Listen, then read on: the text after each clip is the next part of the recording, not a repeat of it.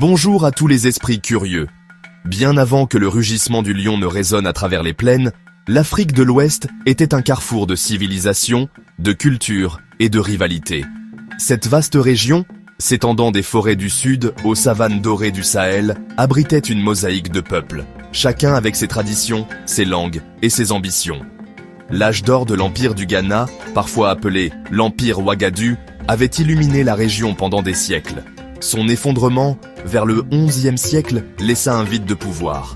Les royaumes qui émergèrent, comme les Soso et les Mandingues, se disputaient l'héritage de cette grandeur disparue.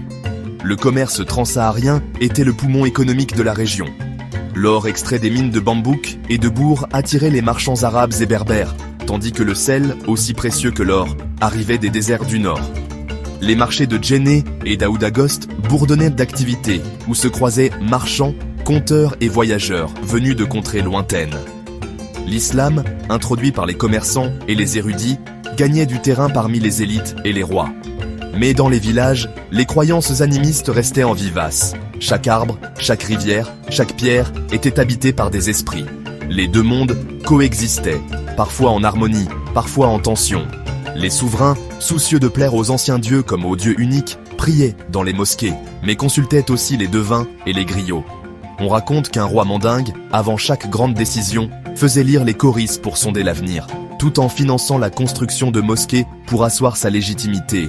Le fleuve Niger, véritable artère de vie, reliait les peuples et fertilisait les terres. Mais la véritable richesse, celle qui attisait toutes les convoitises, se trouvait dans les profondeurs des mines d'or de Bambouk et de Bour.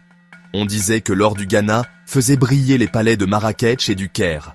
Les Soso, sous la férule du redoutable Soumaoro Kanté, imposèrent leurs lois par la force. Soumaoro, sorcier et roi, était craint pour ses pouvoirs surnaturels. Les Mandingues, eux, vivaient sous la menace constante de ses armées, leurs villages brûlés, leurs chefs capturés. Mais dans l'ombre, les griots, gardiens de la mémoire, chuchotaient une prophétie. Un enfant né dans l'adversité, un chef issu des Mandingues, viendrait un jour libérer son peuple et unir la terre. Cette légende, transmise de génération en génération, nourrissait l'espoir. L'ancien ordre s'effritait, les trônes vacillaient et la peur s'installait. Le monde ouest-africain retenait son souffle, attendant l'avènement de son lion. Ainsi, à l'aube d'une ère nouvelle, l'épopée du Mali s'apprêtait à s'écrire, portée par le souffle de l'histoire et la promesse d'un destin hors du commun. Si cette introduction vous a captivé, n'hésitez pas à liker la vidéo et à partager vos impressions en commentaire. Et si vous souhaitez soutenir la chaîne, mais que vous ne savez pas quoi écrire, tapez simplement « Savoir » en commentaire. Prêts à plonger dans la légende ? La suite arrive tout de suite. L'histoire de Soundiata Keïta débute bien avant sa naissance, dans le murmure des griots et les pages jaunies des anciens manuscrits. Une prophétie mystérieuse, transmise de génération en génération, annonçait qu'un roi du Manding épouserait une femme à la force surnaturelle, surnommée la femme buffle. De leur union naîtrait un enfant destiné à unir les peuples dispersés, à restaurer la grandeur du royaume et à changer le destin de l'Afrique de l'Ouest. Magan Konfata, roi de Niani, obéit à la prophétie en épousant Sogolon Kondé, une femme à l'apparence étrange, dotée d'une force intérieure et d'une sagesse redoutée. Leur mariage fut célébré dans la crainte et l'espoir, car tous attendaient l'enfant promis. Mais à la naissance de Soundiata, la déception fut immense. L'enfant, frêle et silencieux, ne pouvait ni ramper ni marcher.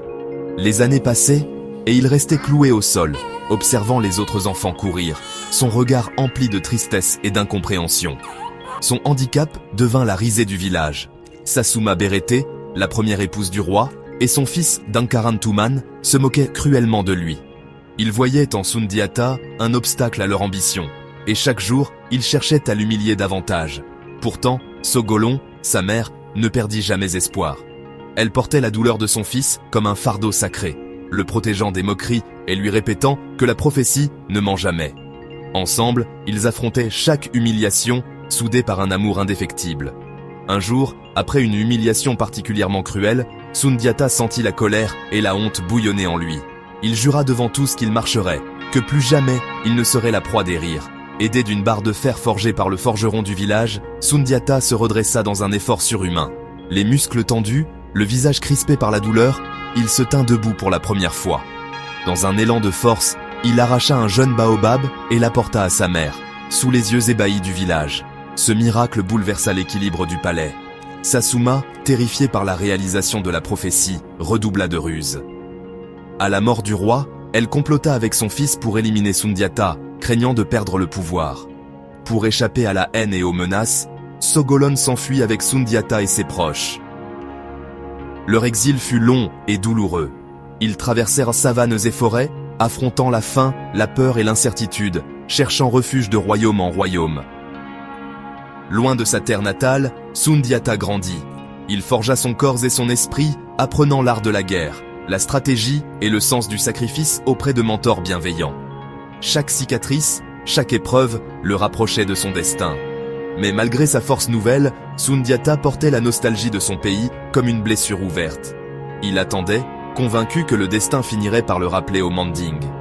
Les années passèrent.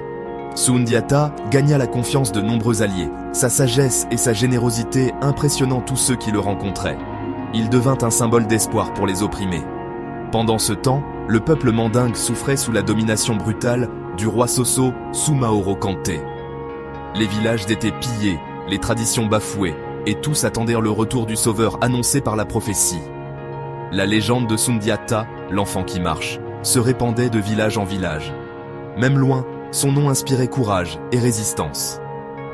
Le temps de son retour approchait. Comme un lion qui s'éveille après un long sommeil, Sundiata se préparait à reprendre ce qui lui revenait de droit. La prophétie était sur le point de s'accomplir. Sumaoro Kante, le roi sorcier des Soso, était bien plus qu'un simple souverain. Maître de la magie noire, il invoquait des esprits et commandait des créatures surnaturelles pour asseoir sa domination. On raconte qu'il pouvait disparaître dans la brume, se transformer en animal, et que sa voix glaçait le sang de ses ennemis.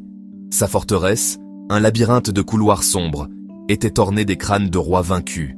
Les murs résonnaient des incantations nocturnes, et nul n'osait défier sa cruauté légendaire. Sous son règne, les mandingues vivaient dans la peur. Les familles se réunissaient en secret, murmurant des légendes sur l'enfant lion, espérant son retour pour briser le joug du tyran. Pendant ce temps, à Mema, Sundiata grandissait dans l'exil. Devenu vice-roi, il s'illustrait par sa bravoure lors de batailles contre des envahisseurs, gagnant le respect des chefs locaux.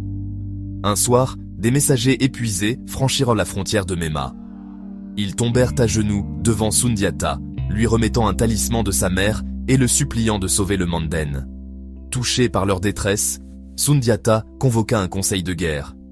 Il forgea des alliances avec des rois exilés, des chefs mandingues et même d'anciens rivaux, unissant leurs forces contre Sumaoro. Sa sœur, Nana Triban, risqua sa vie pour s'échapper de la cour du roi sorcier. Elle révéla à Sundiata le secret du pouvoir de Sumaoro, un talisman caché, source de son invincibilité. Fort de cette révélation, Sundiata galvanisa ses alliés. Par la diplomatie, le charisme et la promesse d'un Manden libre, il unit une coalition inédite. Les premières escarmouches furent décisives. Sundiata surprit les troupes de Sumaoro par des tactiques audacieuses, chaque victoire rallumant la flamme de l'espoir chez les mandingues. Peu à peu, le peuple recommença à croire. Les chants et les récits sur Sundiata se répandaient de village en village. La confrontation finale approchait. D'un côté, la magie noire et la terreur. De l'autre, l'unité retrouvée et la promesse d'un renouveau. Le destin du Manden était suspendu à un fil. L'heure de la légende avait sonné. L'aube du destin se leva sur les plaines de Kirina, en 1235. Deux armées titanesques se faisaient face, chacune porteuse du sort de tout un peuple. D'un côté, la redoutable armée de Sumaoro Kante, roi sorcier des Soso, réputé invincible et enveloppé de mystères. De l'autre, la coalition mandingue menée par Sundiata Keita, unie par l'espoir et la prophétie. Les deux camps déployèrent des stratégies redoutables. Sumaoro plaça ses guerriers d'élite au centre, protégés par des talismans magiques, tandis que ses archers se cachèrent dans les hautes herbes, prêts à tendre une embuscade. Sundiata, fin stratège, divisa ses forces en trois ailes, l'avant-garde pour encaisser le choc, les flancs pour encercler l'ennemi, et une réserve cachée, prête à frapper au moment décisif. La bataille éclata dans un tumulte de tambours, de cris de guerre et de ferrailles. Les mandingues, portés par la rage et la peur, affrontèrent la magie terrifiante de Sumaoro. Des éclairs semblaient jaillir de ses mains, semant la panique dans les rangs de Sundiata. Les flèches sifflaient, les lances se brisaient, et la terre tremblait sous les sabots des chevaux. Un instant, la défaite sembla inévitable. Les mandingues reculaient, submergés par la puissance surnaturelle de Sumaoro. Le désespoir gagnait les cœurs, et certains songèrent déjà à la fuite. Mais au cœur du chaos, Sundiata surgit tel un phare. Sa voix résonna au-dessus du fracas. « Mandingues, souvenez-vous de nos ancêtres !» Il rallia ses troupes, insufflant un courage nouveau à ses compagnons épuisés. C'est alors que le secret de Nana Triban fut révélé. La magie de Sumaoro, invincible pour tous, pouvait être brisée par l'éperon d'un coq blanc. Ce talisman, transmis en secret, devint l'arme du destin.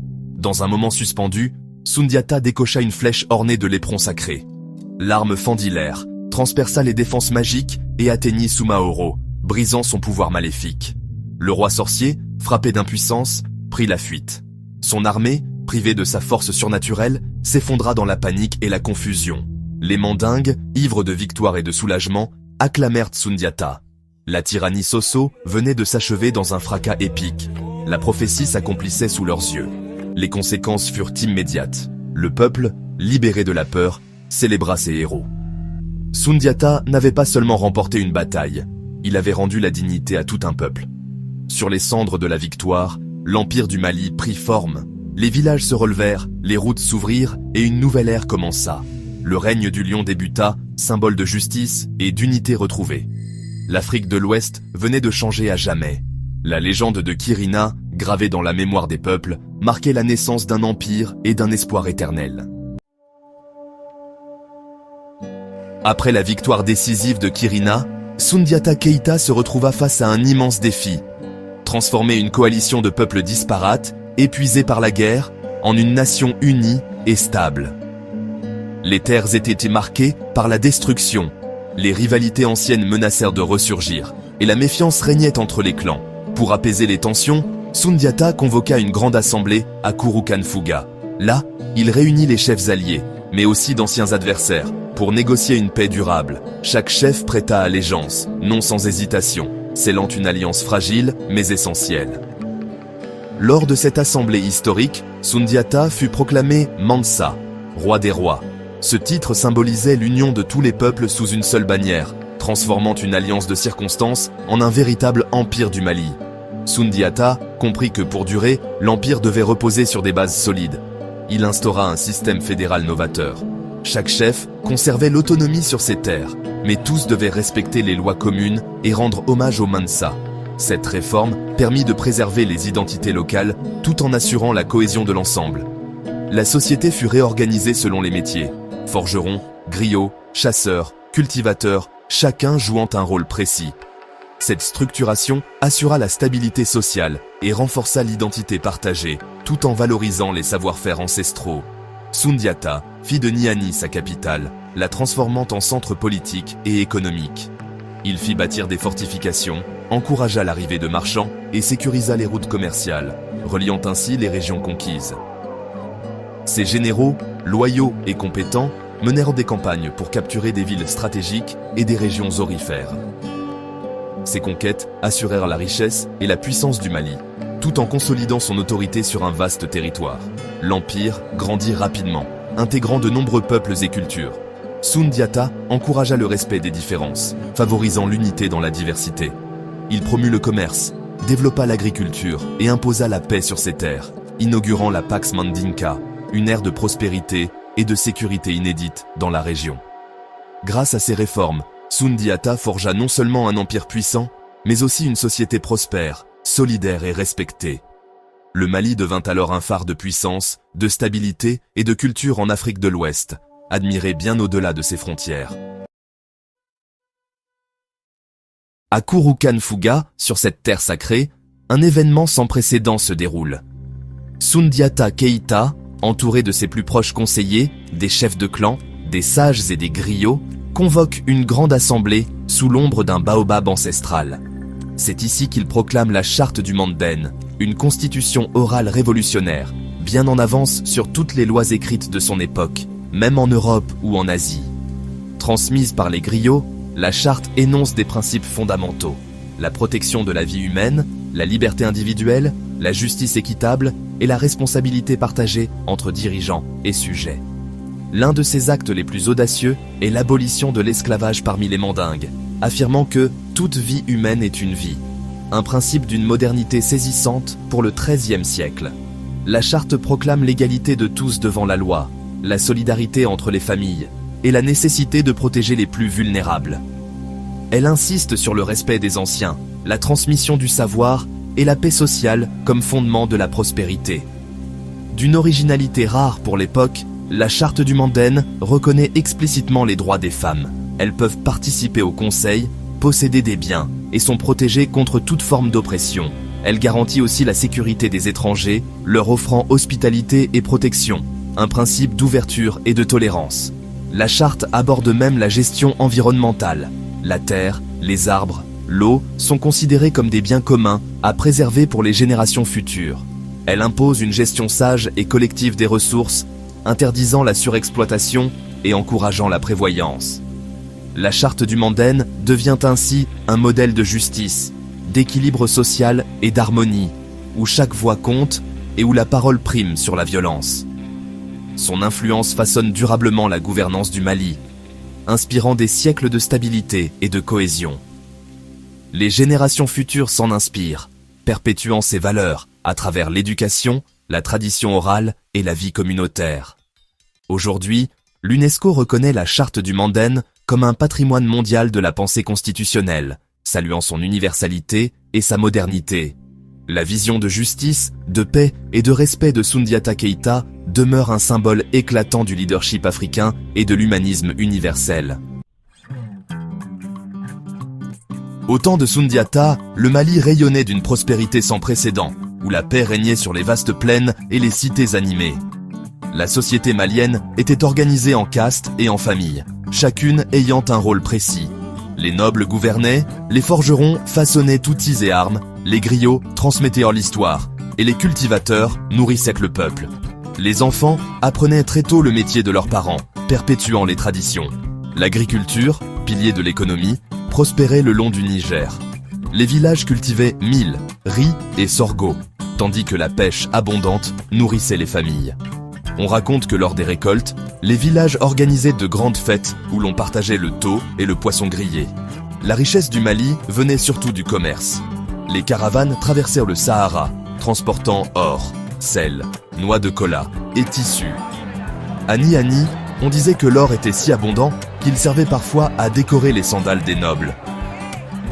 Les marchés de Niani, Tombouctou et Djenné étaient de véritables carrefours. On y trouvait des étoffes venues du Maghreb, des perles, du cuir et des épices rares. Les griots racontèrent des histoires et les musiciens rythmèrent la vie quotidienne. Soundiata protégeait les marchands, garantissant la sécurité sur les routes. Il imposa des poids et mesures standardisés, ce qui évita les fraudes et attira des commerçants de tout le Sahara. Une anecdote raconte qu'un marchand venu d'Égypte, impressionné par la justice de Soundiata, décida de s'installer à Niani. La culture malienne était un mélange harmonieux. L'islam, apporté par les marchands, cohabitait avec les croyances ancestrales. Les familles pouvaient célébrer la tabaski et, le lendemain, honorer les esprits des ancêtres lors de danses masquées. L'éducation était valorisée. Les enfants étudiaient auprès des marabouts ou des griots, apprenant à lire, à compter et à mémoriser les récits du passé. Certains villages étaient réputés pour la sagesse de leurs maîtres, et des familles parcourèrent des kilomètres pour y envoyer leurs enfants. La prospérité se reflétait dans les fêtes et la générosité du roi. Lors des grandes célébrations, Soundiata distribuait de la nourriture et des tissus aux plus démunis, renforçant l'unité du peuple. Les artisans étaient respectés pour leur savoir-faire. Les ateliers bourdonnaient d'activités. On y fabriquait des bijoux en or, des instruments de musique et des objets du quotidien. Les enfants observaient, fascinés, les gestes précis des maîtres. Les fondations de la richesse, de l'ordre et de la culture furent solidement établies. Les manuscrits et les récits, transmis de génération en génération, témoignent encore aujourd'hui de cette époque florissante. L'héritage du lion, symbole de courage et de sagesse, était assuré.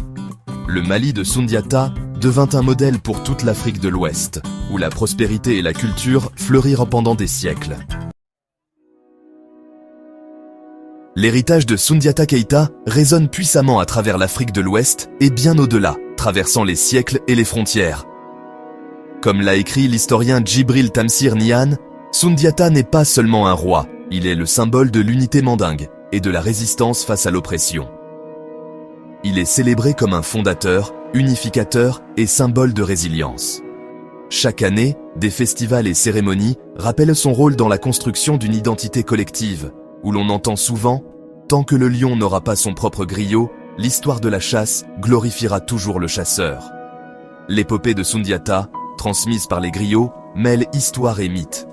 Certains chercheurs, comme Jan Jansen, soulignent que la tradition orale n'est pas figée, elle évolue avec la société, ce qui rend difficile la distinction entre faits historiques et légendes. Les débats historiques sont nombreux. Certains historiens remettent en question la chronologie exacte de son règne ou l'étendue réelle de l'Empire du Mali. Mais, comme le note l'anthropologue Youssouf Tata Cissé, l'impact de Soundiata ne se mesure pas seulement en date, mais en héritage vivant. La charte du Manden, attribuée à Soundiata, est souvent citée comme l'un des premiers textes constitutionnels au monde. Elle proclame « Toute vie est une vie ». Il est vrai qu'une vie apparaît à l'existence avant une autre, mais aucune vie n'est plus ancienne, plus respectable qu'une autre vie. Cette charte inspire encore aujourd'hui des valeurs d'unité, de justice et de solidarité. Pour beaucoup, l'histoire de Soundiata enseigne la persévérance face à l'adversité et la nécessité de gouverner avec équité. Son influence a façonné la politique, la société et l'identité de la région. Des institutions modernes, comme l'Assemblée nationale du Mali, se réclament de son héritage, tandis que les conseils de village perpétuent l'esprit de dialogue instauré sous son règne. Au Mali, en Guinée, au Sénégal et en Gambie, Soundiata est un héros national. Les écoliers apprennent son histoire, et les monuments à son effigie rappellent son importance dans la mémoire collective.